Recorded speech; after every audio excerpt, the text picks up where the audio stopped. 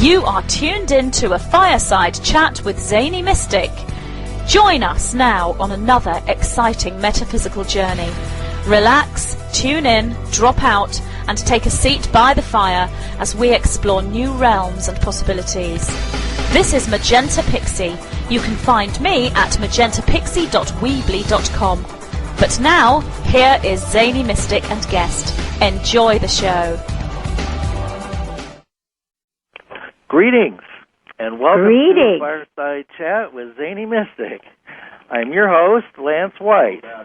Before I announce tonight's guest, I invite you to support my work by purchasing my autobiography, Tales of a Zany Mystic. It's now available in paperback and on Kindle at Amazon Books. Tonight, I'm delighted to welcome Tanis Helliwell back to the show. Tanis is the founder of the International Institute for Transformation, which, since January 2000, has offered programs to assist individuals to become conscious creators, to work with the spiritual laws governing our world. Tanis, a mystic in the modern world, has brought spiritual consciousness into the mainstream for over 30 years. She is the author of Pilgrimage with the Leprechauns, Embraced by Love, Summer with the Leprechauns, Take Your Soul to Work, and Decoding Your Destiny, Keys to Humanity's Spiritual Transformation. She is a student and teacher of the Inner Mysteries, living on the seacoast north of Vancouver, Canada. Since childhood, she has seen and heard elementals, angels, and master teachers in higher dimensions. So, let's welcome Tanis back to the show now. Hi, Tanis, how are you? It's good to be back on, Lance. Well, it's been a while since we talked last. I had read your both your books, I think you have two books on leprechauns, and I just fell in love with those. And since I've read your two recent books, which are also wonderful, and so you've had a chance to write two books since we spoke last. I know it's been a very busy year, actually. Decoding Your Destiny came out just a year ago, and now Manifest Your Soul's Purpose has been out for just about a month and a half. But you know, Lance, that even though books can come out at the same time, it doesn't mean you haven't spent 6 years writing them. Oh yes, no kidding. You know from your own experience. Right, exactly. Thank you for sharing that. Yes, indeed. Well, you also travel extensively around the world, and I was wondering if you see, we're so close to the end of the Mayan calendar and the various prophetic end times in December. I'm wondering if you're seeing the shift occurring in a particular way or a group. I have been noticing changes now for several years, and I think most people have. It's a feeling of increased anxiety, structures breaking down, organizations breaking down, relationships breaking down, and not feeling that we're on solid ground anymore. It's been growing over the last few decades with the environmental collapses and economic collapses, but it seems to have accelerated in the last couple of years and has moved into people's personal lives in a way maybe that it hadn't before. I think, you come to that point where you look at the situation in the world and it isn't just theory that things are changing anymore. It becomes a practical reality, and that is what we're seeing now, and what I think in this last 6 months anyway, we see is leading up to this December the 21st. Mm-hmm. It also seems to be that things are polarizing more dramatically, and that part of that might be due to the need to be able to see them clearly so that we can make better choices. Yes, we can see such dramatic things like the the European euro, and will it be rescued? When has something like this happened in our lifetimes? It hasn't. No. Where you have countries all over Europe joined legally, and with some countries not being able to make their payments and defaulting, and other countries having to decide to step in and rescue them or not. And what I love about what the German Chancellor's been doing is saying that they won't let it end. So the Germans really didn't have an escape clause when they entered into having this financial joining with the European euro. And I think that what we're seeing happening financially is happening to other people as well in other ways. We're realizing there is no escape clause now. It's almost like Elizabeth Kubler-Ross, who was the expert on death and dying, talked about the 5 predictable stages in dying, and how that the final one is acceptance, that you are going to die. And I think we're there. I think that the fight is going out of us, and we're accepting that major changes are going to happen in the earth. Right. That brought to mind the phrase, since we're nearing December, there is no Santa Claus. Yeah, that's it exactly. But before you get to that acceptance, you start off being into kind of ignoring the situation, and then you get into denial, and then you get into anger, and then you get into depression. And so I think that people now are in either the 3rd or 4th or 5th stages. Some people are just very, very angry at others for what they've done to the earth and or them. And others have moved to deep depression and seem to be locked on their computer screens or their TV sets with these reality TV programs, just trying to escape. And but others have moved into acceptance and are kind of waiting for the shoe to drop. Well, it seems like there's been such a mystique around the idea of death, and that we have, at least here in America, we've been pretty much living in denial about it. We live in the moment. We live for things, material things, because that's what we're taught from birth. At least I was, being born in 1950, watching a little round screen with electrons flying at it, to buy things, and now we've become the ultimate consumers, and we're literally consuming the planet that supports us, and not even realizing that she's alive, and we've lost our connection with the idea that there is spirit in all things, and I think that is really the underlying problem that is smacking us in the face and will smack us, and I don't see any way around it except to confront our attachment to material things. I agree, and I think, as you say, we've been a culture that has been in denial of death and wanting to have perpetual youth and perpetual good things and happiness, and feeling that we deserve it and that we can buy it. Right. And there's some things we can't buy.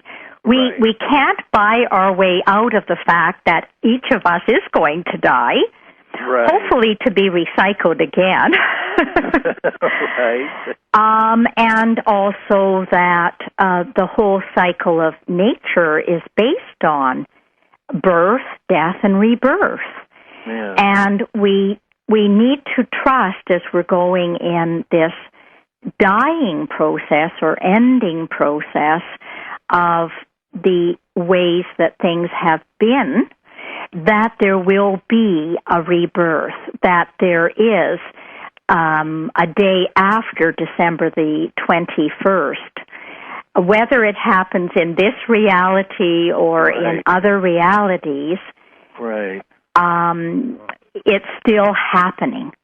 Right. Yes, I totally agree with that. And it could happen on a higher, in another dimension, and you explore that in your books, which I really love.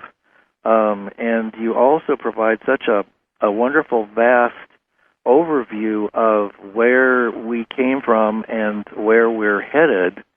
There was a particular part in Decoding Your Destiny that I liked, where you provide an account of our beginnings and our history, and you refer to some of the creators, and I've studied Sitchin's work, so I know you're going to know what I'm talking about. You refer to the Anunnaki as the laggards, and I thought that was quite interesting. Can you talk a little bit about how you got that, how you decided to come about calling them that? And they still have a hand in things today, don't they? They do, and for people who aren't familiar perhaps with Sitchin, what I talk about in Decoding Your Destiny is that humanity has been going through 7 major stages in its evolution to become a conscious creator, and that we're right now entering the 7th stage, and that is the stage of the enlightened human.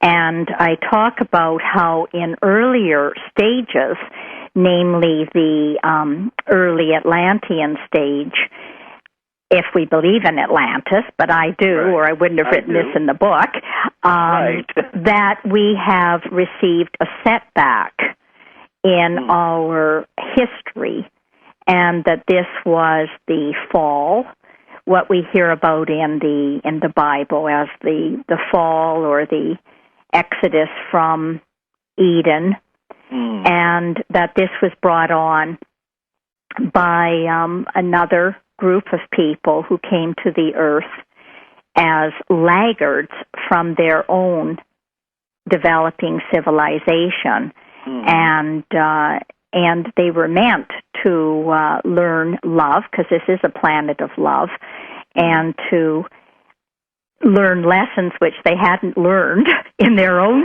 civilization, and that unfortunately a lot of them did not, and that they led to the genetic engineering of animals and humans, and the cutting off of our budding consciousness as early humans with the Creator and the spiritual path.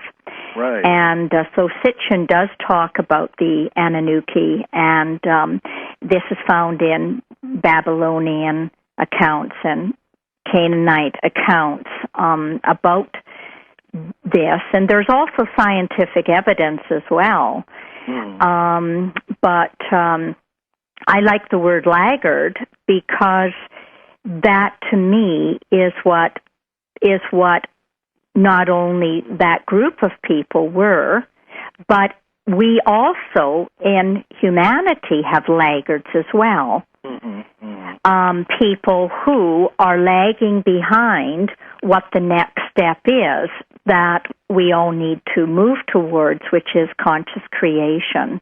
And I really believe that as we're going through this spiritual transformation on the planet, the Earth is moving to a higher frequency, and we humans are being called to move to a higher frequency. And those people who do not and don't have that higher frequency because they are controlled by the lower impulses, will be laggards that will be taken off the Earth to other planets or solar systems to continue their evolution. Yes, that makes a great deal of sense. If they don't have a sufficient empathy and conscience by this time, and are using their gifts and abilities to manipulate humans and events and people and create wars and basically set us back, take us back evolutionary wise, so that we can be controlled, then it seems that there has to be a separation or a parting of the ways. Well, it makes it necessary just with different energy. Just as a plant has different energy from a stone, an animal has a different energy from a plant. And human beings have been, in earlier stages of our evolution, we've been more animal humans. We've been controlled more by how much can we eat, how much can we consume, the lower emotions of greed and gluttony and lust. And we're now moving to a higher human. The enlightened human will be filled with compassion and wanting to serve others and the earth. It's a different frequency. Oh, absolutely, absolutely. And I know many of the people that I talk to, and much of the reading that I do involves those who are in that frequency or who resonate within that vibration, who are having difficulty with this one being so dense and apparently getting denser. It seems like there's almost a densification going on with harmful additives to the water, such as fluoride, the GMOs, chemtrails, and the rest of it. It's really becoming a battle just to survive, and that seems to be a big distraction to keeping us in survival mode and fear, rather than in looking at what we can create and being authentic in our own selves, and not worried about, where is the next meal coming from, and are we going to be harmed by this, that, and the other thing. So many on the planet, as you know, you mentioned the indigos and some of the other new kids that are around, are already in that frequency, probably way ahead of us, wondering when we're going to catch up with them. Yes, I really like what you're saying about the densification that's happening. And I do believe that there are those on the planet who are laggards still, leftover laggards from these earlier cycles, and that the same things that brought Atlantis down, which was the misuse of crystal and energy, and the misuse of earth forces, and the use of genetic engineering even then, that these are the same things that some of the laggards, reincarnated laggards, are still interested in now and are brilliant at it. And this is the other thing, is that people think that they can often tell if a person is motivated for the good or not the good, and that the smarter a person is, the more that they will be a conscious person. And it's not based on intellect. People can be brilliant people intellectually and may have their spirituality in a subnormal range. Well, some people say that the world is partially ruled by psychopaths. Exactly. Yeah. And another person could have a relatively low intellectual capacity and yet be spiritually what I would call having high SQ, spiritual intelligence. Right. And you mentioned that refers in part to our ability to move out of the mind, at least the lower mind, and into the intuitive, or I guess you would say the right brain, intuitive half of our system, and into the heart and the high heart. That is really where the seat of consciousness is, and the seat of creation. Yes, and anybody can change. It's I don't want people thinking, oh God, maybe I was a laggard and I came from another solar system and so I'm doomed forever. Because that's not the case. I believe that we can all have a change of heart where we become motivated by a service to others. The difference between the high heart and the low heart is the lower heart, we have our real preferences. We like our partner and our children and our friends, and it's almost like a possessiveness that they're ours. And we're always wanting to give all the good things to them, but we don't really care about what's happening with other people on the earth. And the higher heart, we feel we treat people more like a nun or a priest or a monk, which is, the Buddhists always say, treat everyone like your mother. And that means that we love everyone equally. Absolutely. And I think that that's where we are going. Now, we can still have preferences around who it's easier to be around, let's say. Right. Right, of course. That's natural. Right. But as far as our commitment to service goes, it's treating everyone equally.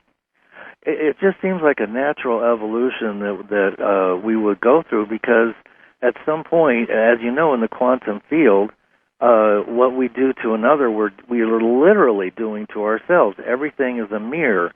And so what we're creating in our life, if all we have to do is look at our own lives, and we can see where the mistakes are, because if we don't like the reflection that's coming back, that is an area that we're creating that we have been in denial about or not looking at and being responsible for.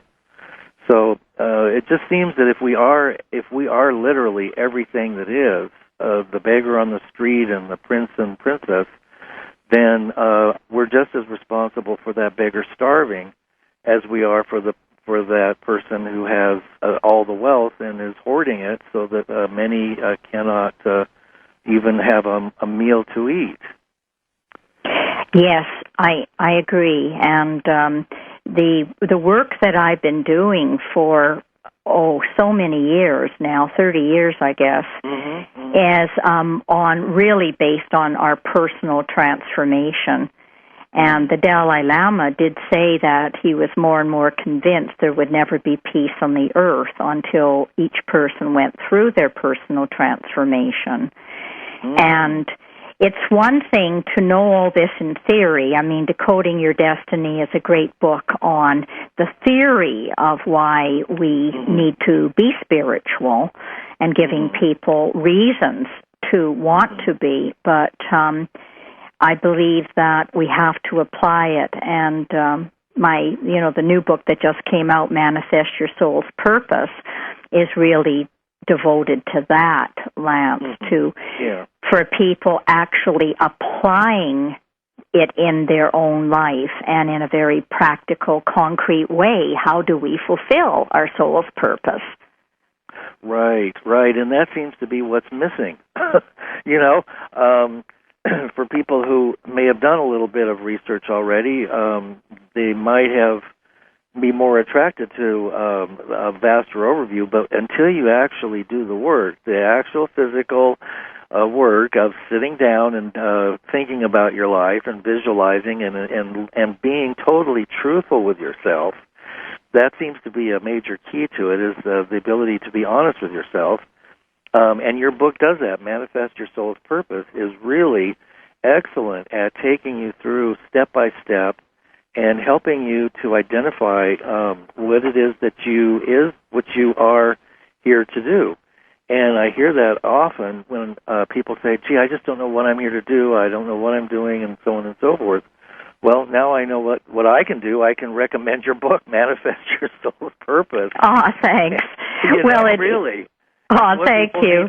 They need to just sit down and read it and do the exercises as they hit them and do the work. Some of us did some of this work early in our years, but it can always help to go back and look at that again too. So Well, it can, because our soul's goals at 20 are not likely our soul's goals at 50. Well, right. They change, don't they? And no kidding. Well, yeah. Yeah. Well, that book actually is based on working in the corporate world for 30 years. A lot of people say if you're a spiritual person, then you have to somehow disallow or cut yourself off in a way from the real world, the manifested world. There's something contaminating about it. Right. And for me, there is no separation. Right. If we're spiritual, we also need to be able to function fully in the third dimensional reality. Yeah. Yeah. And realize that the spiritual principles apply and make us successful there too, because the Dalai Lama, is the Dalai Lama spiritual? Is the Dalai Lama successful? I think so. Right? Or someone like Mother Teresa. Yeah. Was she successful? I mean, we could say she led a very simple life as a nun, or the Dalai Lama, a very simple life as a monk. But they draw to them millions of dollars, which then go into good causes.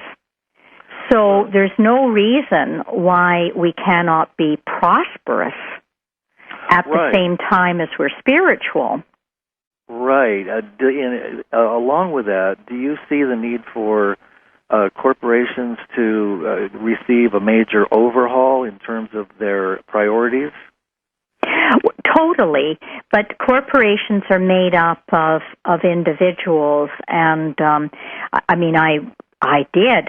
now not working in corporations as I did before for 30 years, but yeah, I've worked for the big ones, all the IBMs and the universities and the banks and all of them, and at high levels. And my work has always been designed on creating healthy organizations happen by helping individuals to become conscious. Because conscious individuals make good decisions. Yes. Unconscious humans make bad decisions. Right. Well, the corporate model I remember is don't let anybody make any decisions and keep them as dumb and down as possible so that you can retain control. But apparently there is a major shift to in the direction that you're talking about. The individual, which is necessary, because then the individual can take on more and be responsible for more, and there's more growth. And those that are at higher levels can release some of the things that they think that only they can do.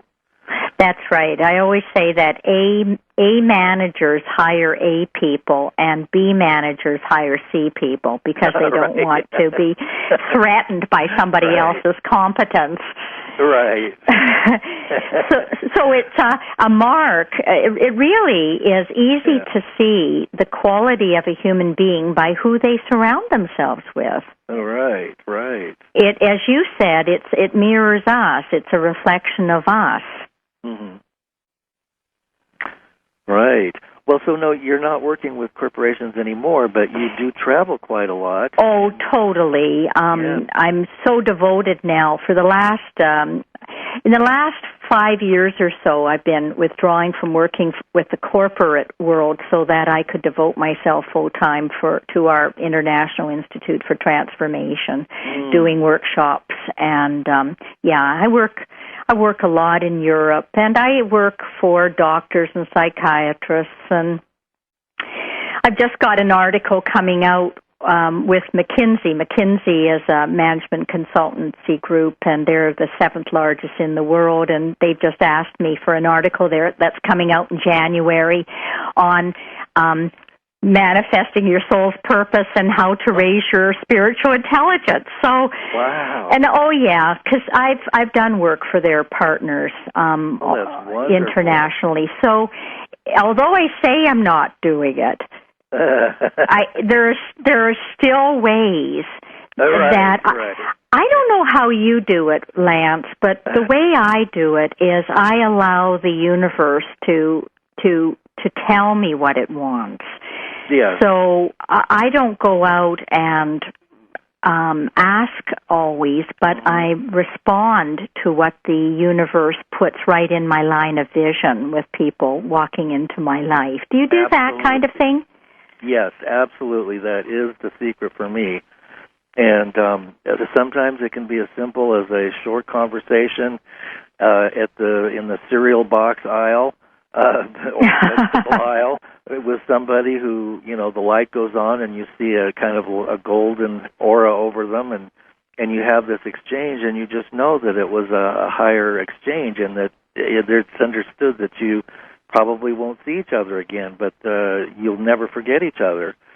And then, of course, there are the other opportunities that come through doing radio and writing and so on and so forth. But yes, it is pretty much the universe presents to me, and I just have to be present to recognize the opportunity. I find that those also are increasing right now. Oh, these yeah. synchronicities.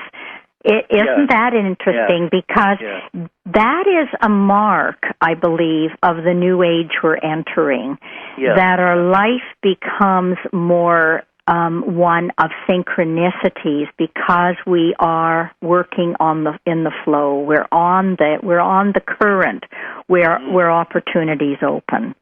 Oh, absolutely. In fact, I have a theory that everything is literally is in total synchronicity, and we're just not experiencing it because of the variety of ways that we can remove ourselves from that. But as we move closer to synchronicity, it's like landing lights to a plane. You begin to see the lights, and you can make subtle adjustments, and the synchronicities will occur faster and faster. And I am guessing that there may be much more of that occurring for more people as we get closer to the December 21st date, and the few months beyond that.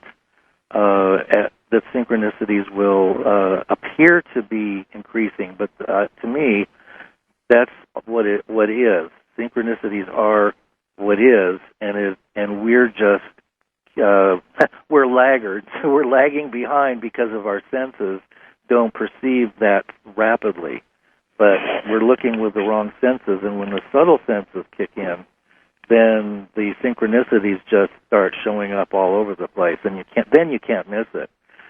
Yeah, that's true, and I love your analogy of the plane and the landing lights. Mm-hmm. And do you think that something terrible is going to happen on December the 21st, or do you think that we're just going through what looks like subtle shifts, but are really major shifts, but it's only the start of a process that will be happening for hundreds of years? You see, here I am interviewing you. Well, that's quite all right. I don't mind.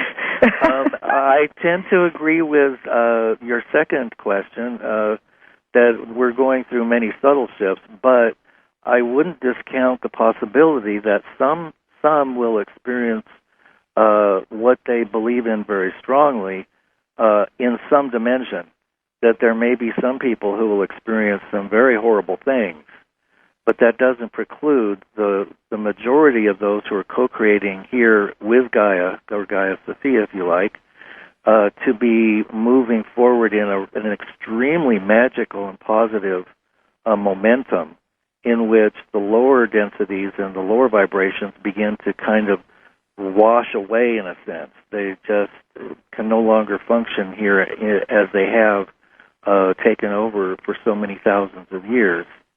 There will be a sense of lightening up and freedom that we have never had, probably never truly had, except at the very beginning when we were, ghost-like spirit forms, at the very beginning of time. In this game playing thing that we're finishing up now, at least this part of it. But it seems like we'll be going through more subtle changes, which are actually much bigger than we realize. I like the idea of this both and. It's not an either or. I see it as both existing simultaneously as well. The third dimensional reality as well as these evolving fourth and fifth dimensional realities.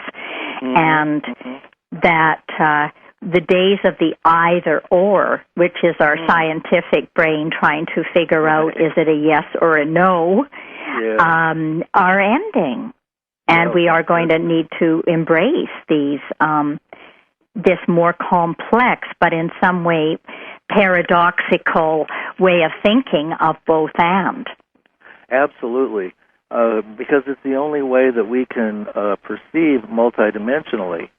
In other dimensions, you don't have just an either or. It can't be that way. So we can choose to remain befuddled and confused, and confusion can be a high state. But living in paradox is actually a higher state by containing all of the possibilities within you, all of the and, ors, yes, nos, whites, blacks, purples, and colors that we haven't even registered yet, all existing simultaneously. And the more we can expand our consciousness to embrace all of it, I think the easier the time we'll have of shifting into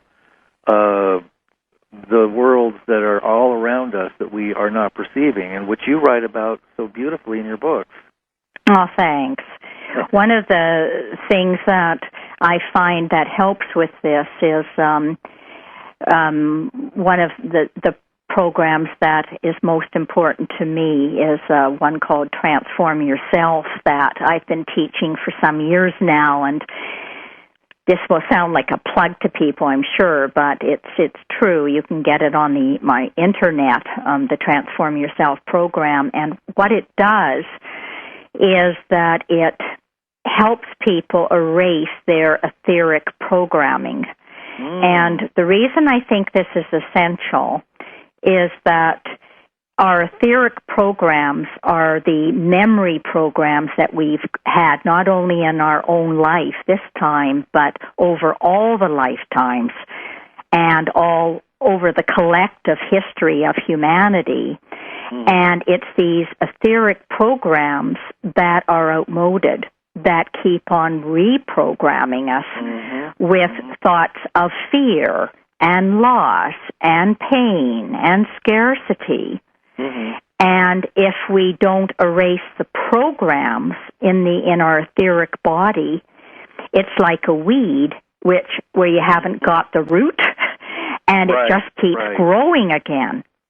And in order to erase these etheric memories, you have to have, once again, what we were talking about earlier, a strong enough, high enough frequency.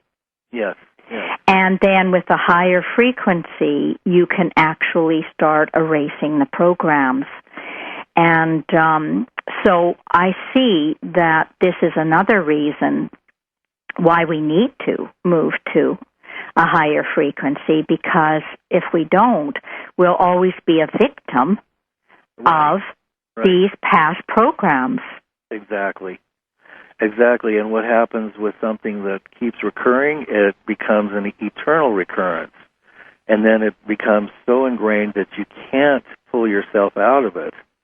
And and as you said, I think it was Einstein that said that you can't solve a problem at the same level from which it was created. So you mentioned that you have to raise your vibration, and I'm guessing that you take the person through sufficient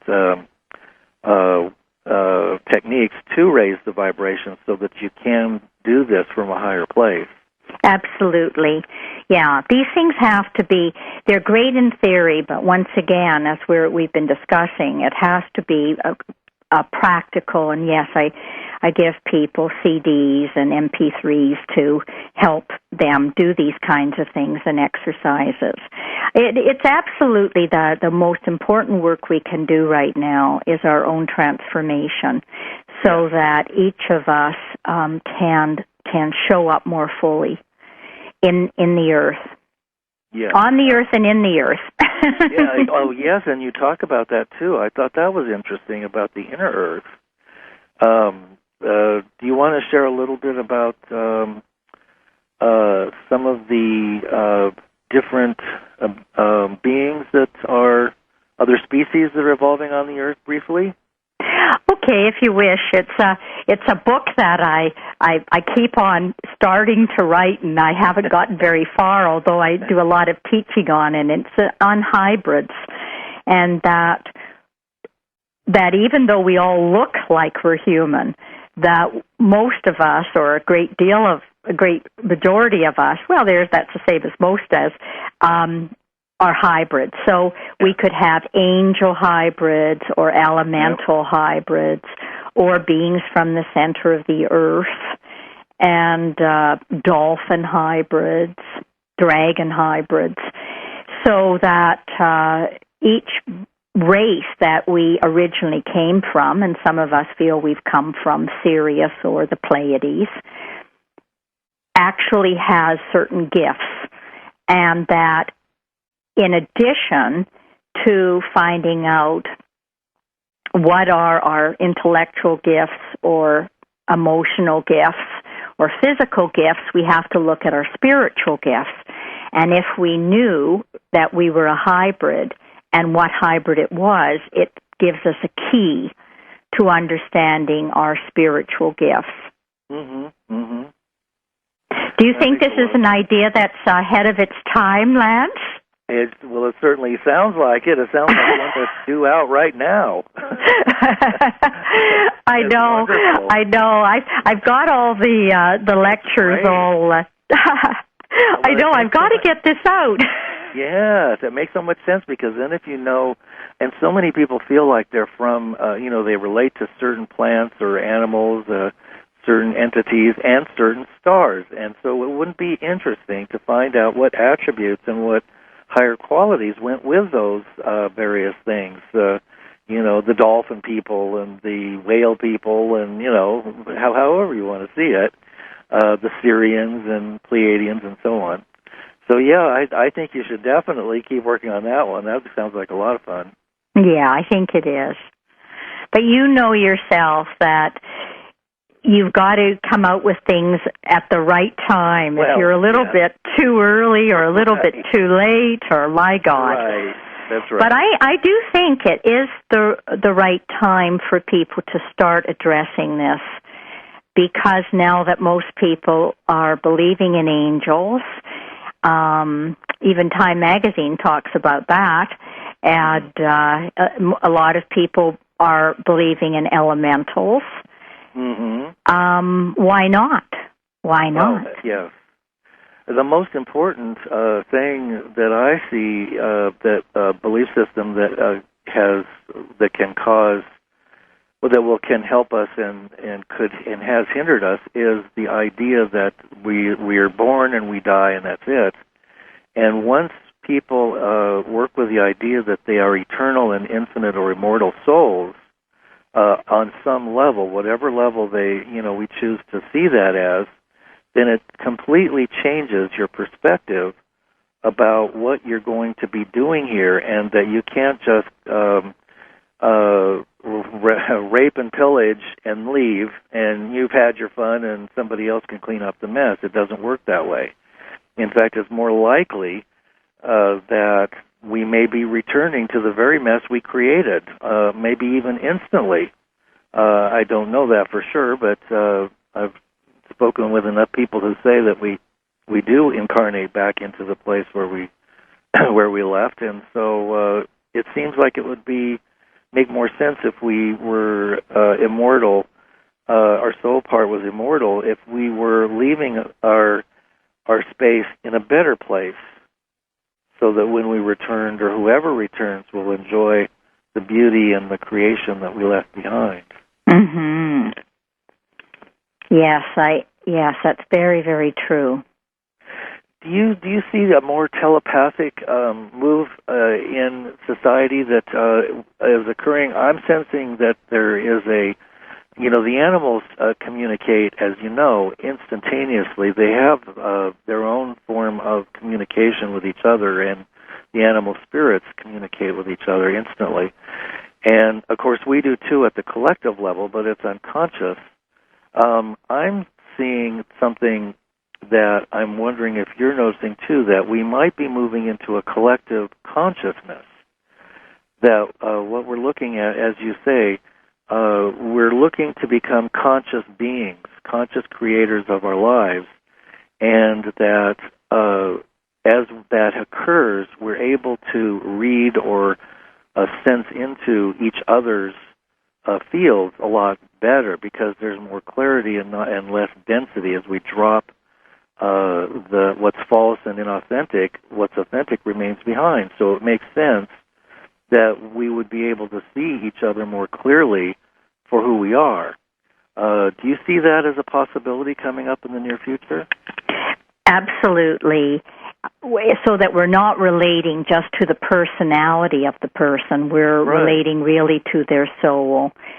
I think that, remember there's that expression about the eyes are the gateway to the soul or something like that. And I think that when you look at somebody's eyes, you do get a feeling that it draws you into who they really are. Oh, yeah. And as you say, telepathy is very key to this, and it is instantaneous.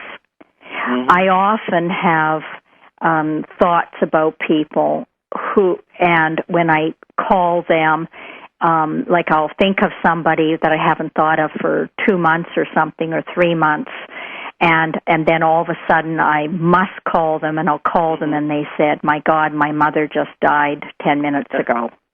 Right. And this happens. This happens all the time.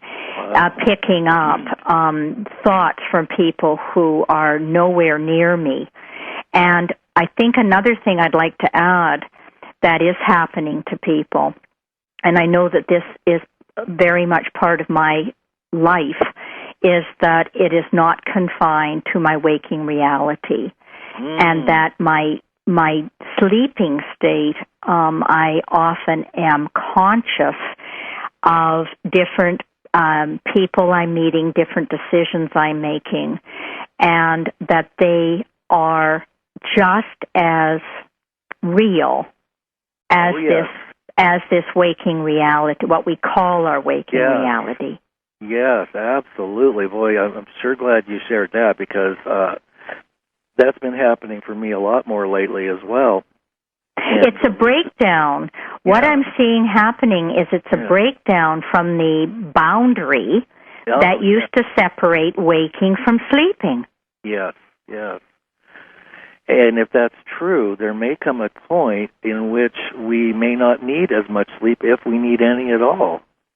Yes, and we'll realize, because in these higher frequencies that we're moving to, we are moving to the place where, as we think something, we create it instantaneously. Right. And so we will realize that this is exactly what does happen in our dream, what we call our dream state, which is really being awake in our astral world. And when we're in that astral world, we become aware that we can travel anywhere in space and time. We can see anyone. We can have any surroundings. And I think that as we're moving into these higher frequencies, that is becoming not a theory, but a reality. Oh, yes, and that really is who we are. The expanded self, not the one that's kind of compacted down into this little accordion thing with 5 senses that, is limited to, a few coordinates. Yes, that's something that a lot of people learn when they die anyway, I've noticed.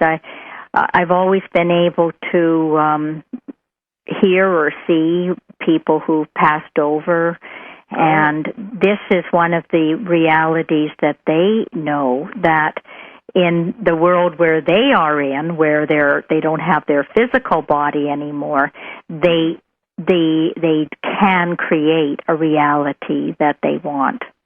Mm-hmm. Once again, though, I'm talking about if they have a relatively high frequency. Right. As a soul, they realize that, as opposed to somebody who is, an alcoholic, clinging to the lowest things that you would want to, not that all alcoholics are necessarily clinging to the world, but I'm talking about if it's only our lower chakras and you find yourself when you've passed over a bar the whole time. Right. And that's all you want. You want people to drink around you, and then you miss the fact that you can't drink, and you're tortured by the fact you can't drink, rather than to realize that you left that body behind and that life behind, and that you don't have to be doing that you can think of a different reality. I'm talking about any addiction, actually, that controls us, Lance. It's one thing, like, to have a glass of wine. I like to have a glass of wine, actually, but it's another thing to be controlled by it.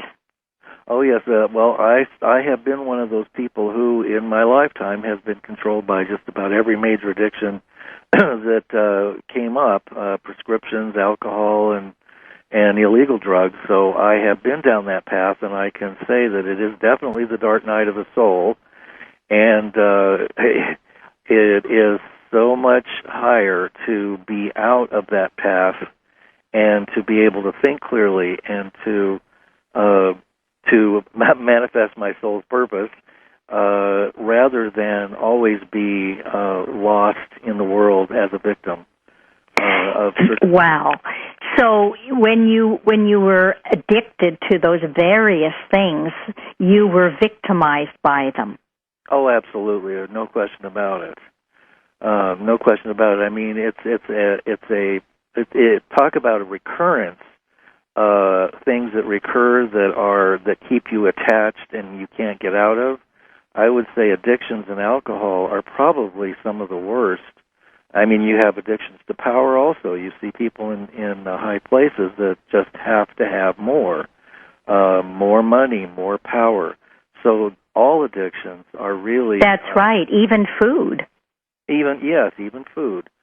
And we take all of these things, and I think it's just, at some point we substituted something that we didn't have, and we thought it was love that we were getting. And ultimately it seems to be the search for a connection to the Creator. I agree with you.